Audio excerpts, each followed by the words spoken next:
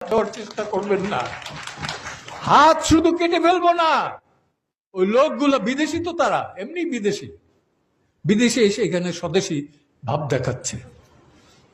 সারা পৃথিবীতে বাংলাদেশে চিনলে পরে দুইটা লোক দিয়ে চিনত, একটা হলো বঙ্গবন্ধু, দ্বিতীয় হলো ডক্টর হোসেন। নোবেল অ্যাওয়ার্ড পাওয়ার পরে ডক্টর ইউনূস, নোবেল অ্যাওয়ার্ডের পর। আমি সেই বিতর্কেও যাব না, কিন্তু বলবো যে সংবিধানে হাত দেওয়ার চেষ্টা করবেন না। এই সংবিধানে আবারও বারবার বলছি যে এই সংবিধানে হাত দেওয়ার চেষ্টা করবেন না।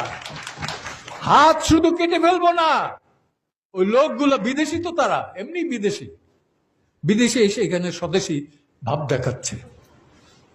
নাগরিকত্ব বন্ধ করে আসুক, দেশে রাজনীতি করুক, বুঝবো। আমার কোনো রাজনৈতিক দল নাই, কিন্তু একটা দল আছে, আমি দেশপ্রেমিক, আমি মুক্তিযোদ্ধা। আর কোনো আমার পরিচয় দরকার নাই।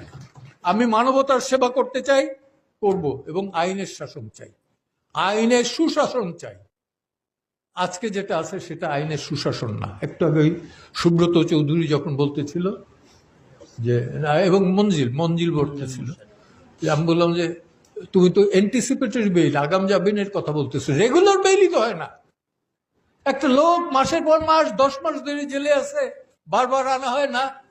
আগস্ট, এই যে এই আগস্টের মামলা তো শোনা যাবে না কেন? কেন? একটা কথা বলি, এই দিন না দিন আরো আছে। আর 71-এর একটা গান আছে, বিচারপতি তোমার বিচার করবে যারা, আজ জেগেছে সেই জনতা। আমি বক্তব্য দীর্ঘায়িত করবো না, শুধু বলবো বিচারপতি তোমার বিচার করবে যারা, আজ জেগেছে সেই জনতা। ধন্যবাদ। আবারও বারবার বলছি যে সংবিধানে হাত দেওয়ার